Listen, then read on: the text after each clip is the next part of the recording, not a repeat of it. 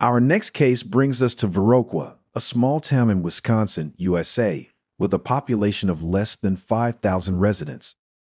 It was in this unassuming town that Reen Dawn Blackmore was born on May 5, 1962. Her parents were Frank Edward Blackmore and Donna Reitman. While details about Reen's early life are scarce, her mother portrayed her as a determined young lady who valued laughter and enjoyed fun times with her friends. Reen had a profound love for nature and frequently participated in outdoor activities such as hiking, camping, hunting, and stargazing. At the age of 12, a tragic incident deeply affected Reen when one of her friends lost their life in a drunk driving accident. This prompted her to draft her will, expressing a specific desire to have her ashes scattered in the nearby woods. During her high school years, Reen appeared to have discovered her passion in the Reserve Officer Training Corps program, aimed at preparing young individuals for leadership roles in the U.S. military. Her mother fondly remembered that by her senior year, Reen had ascended to the position of commanding the unit. In 1982, at 20 years old, Reen enlisted in the Army and was stationed at Fort Benning, Georgia, serving as a medic within the 197th Infantry Brigade. Her life seemed to be heading in a positive direction until an unforeseen event occurred. On the evening of April 29, 1982, Reen departed her barracks on a borrowed motorcycle headed towards Columbus, Georgia. This marked the final time anyone saw Reen alive. The day of Reen's disappearance held significance for various reasons. It was the day before her payday and just a few days before her scheduled promotion. Her commander had even intended to recommend her for further training in preparation for her admission to the military academy. However, Reen's failure to return as anticipated raised concerns, prompting an official inquiry into her mysterious vanishing.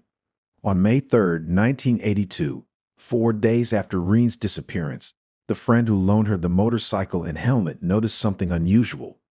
The friend saw 2 soldiers wearing the helmet on a street leading from the military post to Columbus, Georgia. Concerned, the friend took action and had a police officer stop the soldiers. Both soldiers were questioned by military police at Fort Benning that day and the next day. They were released after claiming to have bought the helmet at a video game room in a high-crime area of Columbus, Georgia. On June 1, 1982, more than a month after Reen went missing, her wallet and sweater were discovered near Caseta, close to the Army post. That same day, Reen was labeled a deserter by the Army. This was seen as an unfortunate coincidence by the Army, raising suspicions about her unexplained absence. In response, the Army offered a reward for information on her whereabouts. Then on June 28, 1982, exactly 2 months after Reen's disappearance, her remains were found near a logging road in Chattahoochee County. Investigators determined she had been murdered, having been hit by a shotgun blast. Following this discovery, an extensive investigation was launched, with the U.S. Army Criminal Investigation Division and the Georgia Bureau of Investigation teaming up to solve the mystery of Reen's death. Despite their efforts, the case eventually went cold, leaving many questions unanswered. In late 2020, nearly 40 years later, Vic Reynolds, the director of the Georgia Bureau of Investigations, initiated a cold case unit comprising retired bureau investigators. Their primary objective was to re-examine Reen's unresolved case. It didn't take them much time to focus on a suspect and establish a connection between that person and the tragic shooting. This individual was identified as Marcellus McCluster, a 64-year-old. Unfortunately, the authorities did not reveal the specific evidence that led them to McCluster. At the time, McCluster was already serving a life sentence as an inmate, having been convicted of an unrelated murder in Stewart County in 1983. However, despite his existing sentence, he faced new charges in March 2022. These charges included 1 count of malice murder and 4 counts of felony murder related to Reen's case. During a subsequent press conference, Kimberly Schwartz, the assistant district attorney for the Chattahoochee Judicial Circuit, discussed the uncertainty surrounding Reen's unfulfilled life. She emphasized the profound loss, mentioning that they could only speculate about the life Reen could have had, never knowing the love she could have experienced, the relationships she could have formed, or the dreams she could have realized. Kimberly highlighted that all these possibilities were tragically extinguished by a single gunshot from a cheap shotgun in the remote and obscure regions of South Chattahoochee County 4 decades ago. She also pointed out that the malevolence displayed in this case had no expiration date. In a separate statement, Reen's mother expressed her gratitude to the cold case unit for their unwavering pursuit of justice in her daughter's case. She acknowledged that while nothing could ever bring Reen back, she found comfort in the fact that these individuals cared deeply enough to diligently seek the truth. On April 25, 2022, McCluster appeared in the Chattahoochee County Courthouse. During the brief hearing, which lasted less than 10 minutes, McCluster pleaded not guilty. The outcome or fate of McCluster's case remains uncertain and undisclosed at this time. An unknown male body was discovered about 27 miles off the coast of Maine, close to the Grand Manan Banks, on July 24, 2000. The detectives were baffled by the discovery of this body because there were no obvious leads. The remains underwent an autopsy, which included the collection of DNA and fingerprints. The FBI was given the fingerprints, but no matches were discovered right away. Over 2 decades passed with no resolution to the case before a miraculous development emerged in 2023, when the identification of the human remains discovered off the coast of Maine was finally successful. The victim's family felt relieved upon the identification, but it also left them with more questions than it did answers. What vital information was discovered that allowed the unidentified male to be identified after more than 2 decades? Are there any video evidence connecting the discovered body to the Atlantic Ocean off the coast of Maine where he was found? Maine is renowned for its regal beauty and quaintness. It has a charming lighthouse landscape and is noted for its rocky coastline. The Grand Manan Banks are located a few miles offshore of Maine's coast, not far from the Canadian border. The region has a history of being linked to maritime myths and legends, which heightens the already enigmatic nature of the place. Sailors and residents of coastal areas have long been fascinated by tales of ghosts, ships, and strange occurrences.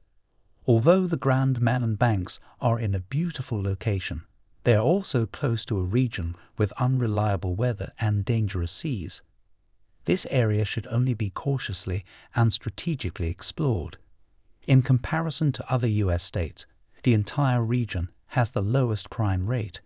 In spite of its secure surroundings, the area saw a terrible incident in the year 2000.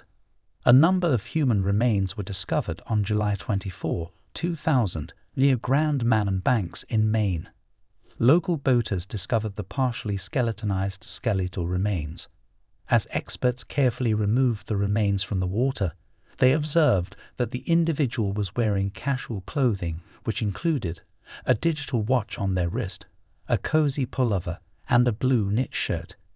Despite discovering these private items, the identity of the person, which was the most important piece of information, remains a mystery. It was challenging to ascertain the cause of death or the circumstances of the person's passing, because the harsh marine environment had taken its toll on the remains. In an effort to identify the deceased, the main office of the chief medical examiner performed an autopsy and collected DNA and fingerprint samples. This initial attempt was unsuccessful. The fingerprints were then sent to the FBI, but no matches were found. Additionally, a DNA sample was sent to the FBI's combined DNA index system, but no matches were found there either. Investigators were able to identify the remains as belonging to a male during the initial examination. They probably made this determination based on the clothing and other items found nearby. The results of the autopsy also showed that the man had a number of severe chronic illnesses, including emphysema, heart hypertrophy, and nephrosclerosis. However, despite thorough investigation, a precise cause of death could not be determined. The John Doe name, which is an anonymous placeholder used by law enforcement authorities when a true name is unknown, was then formally assigned to him. Years were spent on the investigation into these human remains and their identification, but sadly, no significant progress was made. Despite the diligent efforts of police and law enforcement organizations, the case ultimately became unsolved. Subsequently, about 20 years after the human remains were found off the coast of Maine, the investigation into the case was reopened. The chief medical examiner requested help from a company called Parabon Nanolabs to conduct analysis and try forensic genealogy in an effort to identify the man. Despite Parabon Nanolabs' efforts to analyze the DNA and carry out forensic genealogy testing, the mystery persisted. The investigation gained a new piece of information when it was discovered that the male's remains belonged to a person of Ashkenazi Jewish ancestry. To learn the man's name or the identity of his family, this lead did not turn up any useful information or potential sources until 3 years later, when the FBI's Criminal Justice Information Services, the Chief Medical Examiner's Office, and the Deceased Persons Identification Services Division met in March 2022, new hope was generated. To re-evaluate the fingerprints discovered on the unidentified person, they utilized the modern technologies made available by the FBI. This second look resulted in an amazing discovery. Amazingly, when the deceased fingerprints were sent to the Deceased Persons Identification Services in May 2022, the unidentified person's fingerprints matched those of an 84-year-old Philip Kahn, a retired cab driver from Las Vegas. The investigation, hopefully, was finally coming to an end. Detectives created and published a composite sketch earlier in 2019 in an effort to learn more, but unfortunately, no new details were discovered. However, it was later discovered that the composite sketch was eerily similar to the image of Philip Kahn that the medical examiner's office had released when the identification was made. Finally, the long-awaited truth came to light. When Philip Kahn's family was informed of his remains discovery, they experienced a mixture of grief and relief. They had lived years in uncertainty, not knowing what had befallen Philip Kahn. Philip Kahn was born in Manhattan in the year 1916. His formative years are not well known. Nevertheless, he had a sister and 2 brothers. He was reportedly given the last name Ehrlichman at birth, but he later changed it to Kahn because it was difficult to spell. He was born in difficult circumstances around the era of the Great Depression. But he developed strength of character as he rode the trains in search of employment. Many years later, at the beginning of the 1960s, he fell in love with Jean Oliver in Florida, and they eventually moved in together in a mobile home park in Las Vegas. Philip Kahn was well known for his tall stature, contagious joy, and affinity for warm climates. He was fondly known by the nickname Stretch among his taxi industry colleagues in Las Vegas. The challenges that life threw at Philip did not faze his spirit. He and Jen enjoyed dancing and living life as it came. Kahn was also an excellent swimmer. His sense of fun was further emphasized by the fact that he and his wife once appeared as extras in the movie Rain Man. In the year 2000, he was still vibrant at the age of 84. He always approached problems from an original point of view. Philip Kahn had an undisclosed disease, and his fantasies about receiving holistic care in Coral Gables, Florida, revealed his desire to consider non-traditional treatment options rather than opting for surgery. On July 9, 2000, early in the morning, Philip Kahn had just gotten out of bed and told his family something unexpected. Philip made the decision to travel alone and board a plane for Florida. According to him, he was looking for holistic treatment for a health issue that was bothering him. Days passed, and his family members, especially Jean, his wife, and his stepdaughter Judy, felt anxiety and worry. Since that fateful day, Philip was never seen or heard from again. The family frantically searched their house and the surrounding area for any signs of his whereabouts. After exhausting all options for 12 days, the family reported Philip missing to the Metropolitan Police Department on July 21, 2000. The The last known information about Philip's activities, including his departure from home on July 9, 2000, and the trip to the airport, was recorded in an original missing person report. The police started their investigation as soon as the missing report was turned in. On the evening of July 9, 2000, Philip apparently left his house around 7 a.m. with a neighbor who drove him to McCarran International Airport. He told his family he was going to Coral Gables, Florida, to get holistic care for what might have been an aortic embolism. As the investigation progressed, it was discovered that Philip Kahn had not only mysteriously vanished, he had also engaged in a number of puzzling behaviors prior to his disappearance. According to records, Philip had not only appointed his wife, Jean, as his power of attorney, he had also sold all of his possessions, written letters, and had sent money to his sister. Also, the discovery of a new Visa credit card, which Jean was not aware of, confused everyone even more.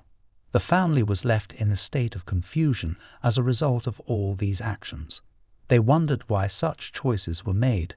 The family was dealing with uncertainty and the lack of any leads when the Metropolitan Police Department made a startling revelation to them.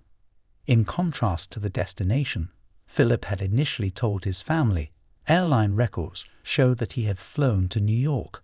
When the detectives examined Philip Kahn's airline ticket, the family later learned that it cost $162.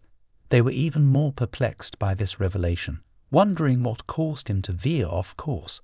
The family was also questioned by the detectives regarding his intentions to commit suicide.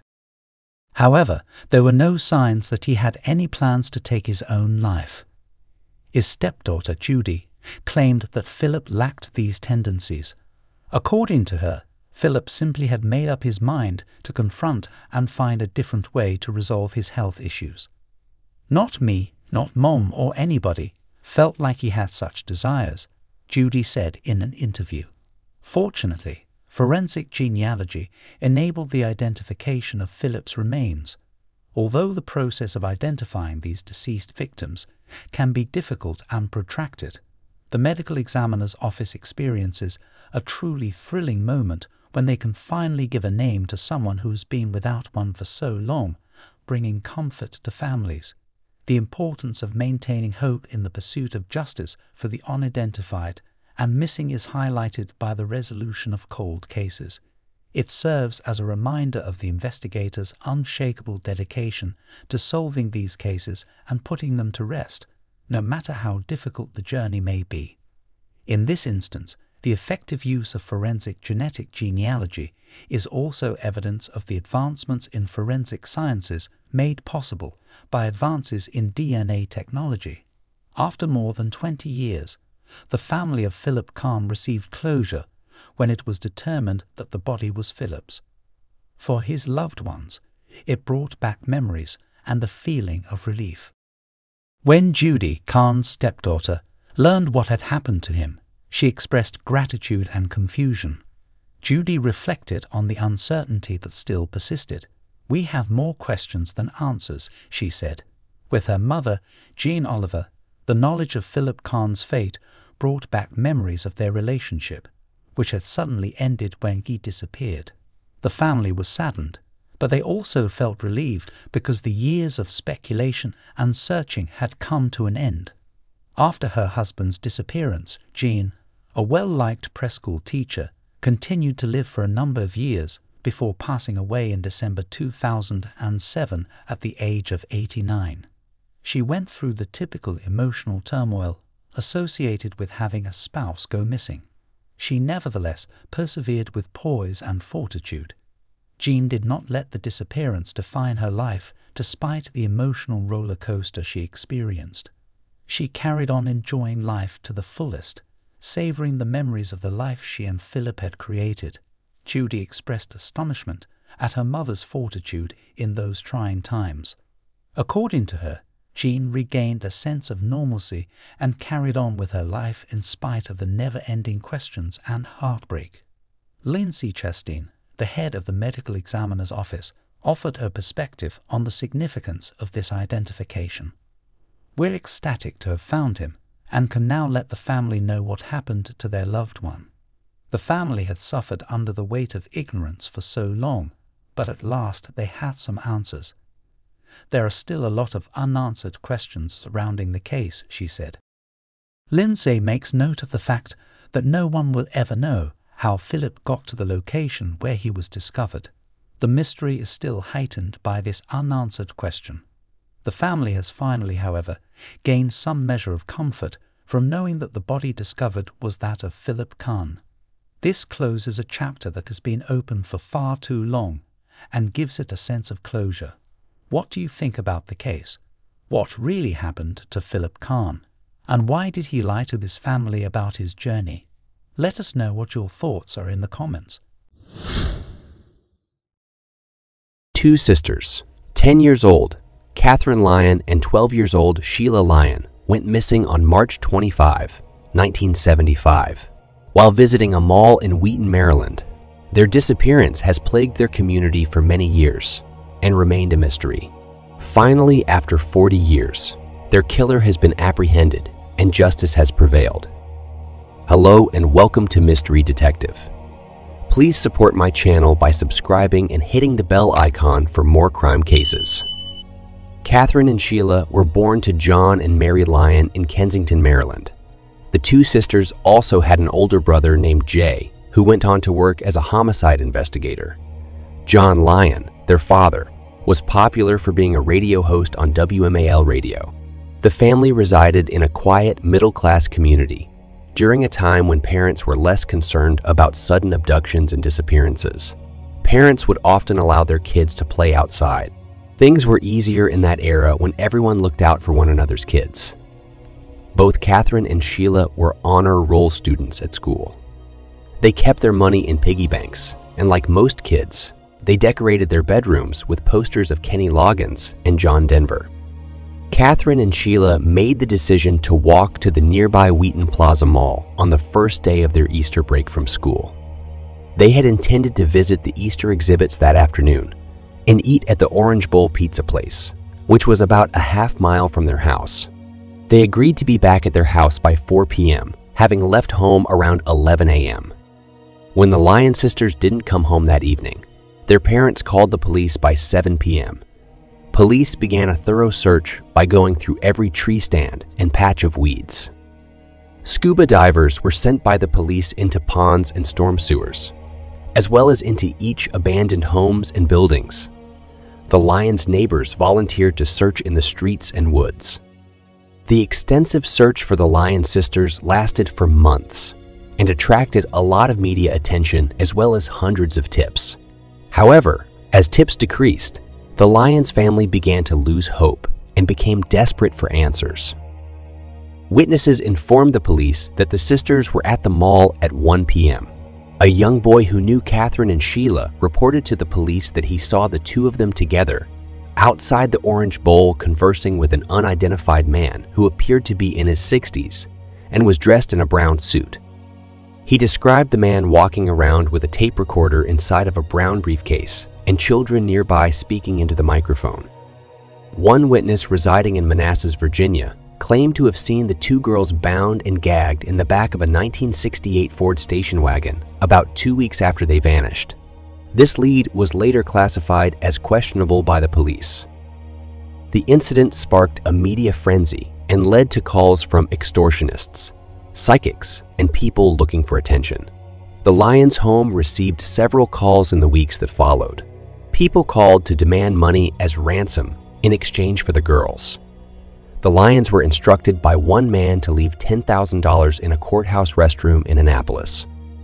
Following this, the police instructed the Lyon family to pay a ransom of just $101 in the briefcase, enough to make it a federal crime, but the ransom was never collected. A week after the kidnapping, an 18-year-old boy named Lloyd Welch visited the Wheaton Plaza Outlet Mall where the Lyon sisters were last seen. Lloyd Welch went up to a security guard and revealed that he had been present when the girls disappeared from the mall. According to Lloyd, he saw a man who was speaking to the girls before their disappearance. Lloyd Welch's background wasn't well known. Welch was a carnival worker who hopped from town to town and was viewed as a drifter. The police interviewed him while carrying out a lie detector test. Lloyd, however, failed the police's administered lie detector test. But despite failing, he was quickly eliminated as a suspect and viewed as an unreliable witness because they felt he just wanted the spotlight to be on him and probably was interested in the $9,000 reward on the case. As the investigation progresses, a young girl who was a friend of the Lyon sisters provided another solid lead. The girl's identity had been kept secret to this day out of concern for retaliation. She claimed to have seen a man who must have possibly abducted Catherine and Sheila. She described the man as being white, in his late teens or early 20s, wearing ragged clothing, with acne and scars on his left cheek. According to the girl, the man was staring at her so intensely at the mall that she felt compelled to approach him and say something. The police drew a sketch of the suspect, but didn't release it to the public. All leads were exhausted, and the Lyon sisters' case went cold for a long time. In 2013, the Catherine and Sheila Lyon cold case was reopened by detectives. They combed through case files that contained interviews, witness statements, and sketches of potential suspects. At a point, they concentrated on the 18-year-old Lloyd Lee Welch, who made a statement to the police in 1975. Lloyd Welch described the abduction of the Lyon sisters in great detail during his interview, claiming to have seen it happen. As earlier stated, authorities at the time weren't particularly concerned with Lloyd Welch because they believed he had provided them with false information in order to obtain the reward money. While investigators kept going through the case files, they discovered Lloyd Welch's resemblance to one of the 1970s composite sketches of the potential kidnapper. When they dug deeper into his whereabouts, police discovered that Lloyd Welch had a lengthy criminal history. This included an arrest in 1977 in Montgomery County for breaking into a home 8 blocks from Wheaton Plaza and stealing $580 in jewelry. He had been charged with numerous offenses, including rape in 3 states, since the sisters' disappearance between 1973 and 1977. While trying to track him down, detectives learned that Lloyd Welch was in jail for abusing a child. They paid Welch a visit in jail to see if they could establish a connection between his case and that of Catherine and Sheila. Detectives were taken aback by what Lloyd Lee Welch said when they first met him at the prison where he was being held. "I know why you're here. You're here about those 2 missing kids," Lloyd Welch said. Welch was a carnival worker who hopped from town to town and was viewed as a drifter. Welch, who worked for a carnival company in 1975, visited various parts of the country and was in Maryland when Catherine and Sheila Lyon vanished. After a lengthy conversation with Lloyd Welch, the detectives identified Richard Welch, Lloyd's uncle, as a person of interest as well. They think he was a security guard in Wheaton in the 1970s. Lloyd Welch acknowledged leaving Wheaton Plaza with the Lyon sisters, but he categorically denied harming them. He claimed to have taken the girls to his uncle's property in Bedford County, Virginia, and never heard from them again. Lloyd Welch alleged that his father and uncle killed the girls after sexually abusing them, then burned their bodies. Detectives are unable to verify Lloyd Welch's claims because his father had already passed away and there was no proof to bring an accusation against his uncle. Amidst these revelations, investigators received an unexpected call that will finally bring a crack to the case. Henry Parker, a relative of Lloyd Welch, told police that in December 1975, he had visited his cousin, Lloyd Welch, at a house in Virginia and assisted him in removing 2 duffel bags. The bags, according to Parker, smelled of death and had red stains all over them. He further said that they burned the bags in the isolated mountainous region of Bedford County, Virginia. At that point, investigators had what they needed to prosecute Lloyd Welch. He was charged by the police with the kidnapping and killing of Catherine and Sheila Lyon. Welch allegedly abducted the 2 girls from the mall and took them hundreds of miles away to a remote location. He then killed the girls and set their bodies on fire. 10 women came forward to give their testimony in court about how Welch also abducted them. Police were informed by one of the women who is now in her 50s, that Welch had approached her outside of a record shop. He pretended to be a police officer and informed her that she needed to talk to him about her brother stealing a radio. She said Lloyd Welch departed immediately after she tried making a call to her brother. While Welch was serving time for other cases, he faced his trial for the murders of Catherine and Sheila Lyon. He finally admitted being guilty to the charges after the case dragged on for 2 years. The family can finally rest easy knowing that the murderer of their daughters has been brought to justice after being tracked down for so long. Police believe the sisters were held against their will, raped, murdered, possibly dismembered and burned. However, the specifics of the case are still somewhat murky. Due to his advanced age and the fact that he is already serving a 33-year sentence in Delaware for a separate offense, Lloyd Welch was given a sentence of 48 years. He will probably live all his life in prison. When the trial was over, John Lyon thanked the judges. It had been a difficult 3 years for him, his wife, and his 2 sons. However, he expressed his gratitude for the detectives working on the case, saying that they had treated his daughters like their own for the past 3 years, and for that, he would always be grateful.